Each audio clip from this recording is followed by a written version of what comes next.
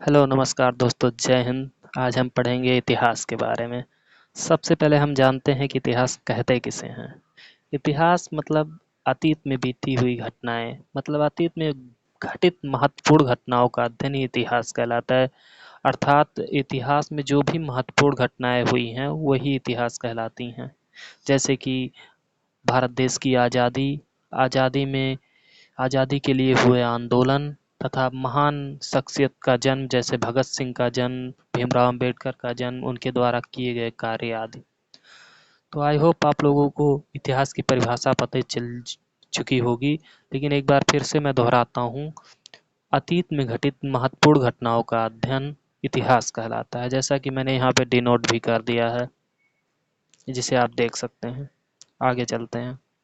आगे हम देखेंगे कि इतिहास को कितने कालखंडों में विभाजित किया गया है। इतिहास को कालखंडों में विभाजित करने का अर्थ इसे अध्ययन की सुविधा के लिए कई पार्ट में बांट दिया जाता है। चलिए आगे बढ़ते हैं। जैसा कि आप लोग देख सकते हैं, मैंने यहाँ पे नोट्स दे दिया है कि अध्ययन की सुविधा को ध्यान में रखते हुए इतिहास को 3 कालखंडों में बांट दिया गया। जी दोस्तों, प्रागैतिहासिक काल, आद्य ऐतिहासिक काल, ऐतिहासिक काल। सबसे पहले हम प्रागैतिहासिक काल के बारे में चर्चा कर लेते हैं। प्रागैतिहासिक काल मतलब एक ऐसा काल जिसमें मानव पढ़ना लिखना नहीं जानता था। उसे ना तो खाना पकाने की विधि आती थी, ना ही उगाने की विधि आती थी। वह पूर्णतः प्रकृति पर निर्भर था, अर्थात अपने जीवन यापन के लिए वह जानवरों की भांति जंगल या अन्य जानवरों पर निर्भर था।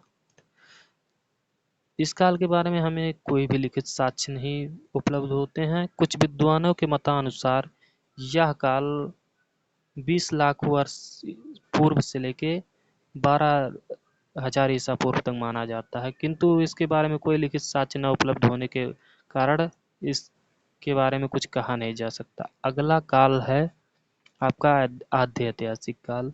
आद्य ऐतिहासिक काल अर्थात एक ऐसा काल जिसके बारे में लिखित प्रमाण तो उपलब्ध हैं किंतु पढ़ा नहीं जा सका है। अब आप पूछेंगे कि ये कौन सी बात है। मतलब कि इस समय लोगों को पढ़ना लिखना तो शायद आता था, किंतु वे ऐसी भाषा का प्रयोग करते थे जिसे हम आज तक जानने में सफल नहीं हो पाए। हालांकि इसके बारे में अध्ययन चल रहा है। आप ऐसे ही एक सभ्यता का नाम जानते होंगे, हड़प्पा सभ्यता। हड़प्पा सभ्यता आद्य ऐतिहासिक कालीन सभ्यता है। इसके बारे में अभी तक कोई ऐसा साक्ष्य नहीं मिला है जिसके बारे में हम लोग पढ़कर जान सके उसकी लिपि के बारे में। खैर, इसके बारे में अध्ययन चल रहा है। आप लोग देख लीजिए, यहाँ पे मैंने नोटिस भी कर दिया है कि इस समय के बारे में लिखित प्रमाण मिले हैं किंतु उन्हें पढ़ा नहीं जा सका। हड़प्पा सभ्यता इसी काल में अस्तित्व में आई थी। चलिए आगे देखते हैं। ऐतिहासिक काल। ऐतिहासिक काल यह वह समय है जिसके बारे में लिखित प्रमाण भी उपलब्ध हैं और इन्हें पढ़ा भी जा सकता है। इसके अंतर्गत वैदिक काल से लेकर आज तक का समय आता है, अर्थात वैदिक काल, उसके बाद महाजनपद काल, महाजनपद से आपका ये प्राचीन वंश जितने आए, मौर्य काल, शुंग वंश, पल्लव वंश, ये सब सभी वंश जितने भी आए हैं इनका अध्ययन, अब तक का अध्ययन ऐतिहासिक काल के अंतर्गत आता है।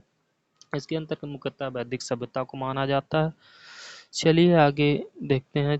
आज के लिए क्लास यहीं पे एंड करते हैं। अगर आपको लोगों को समझ में आए तो बताइएगा, आगे पूरी वीडियो डाली जाएगी। धन्यवाद।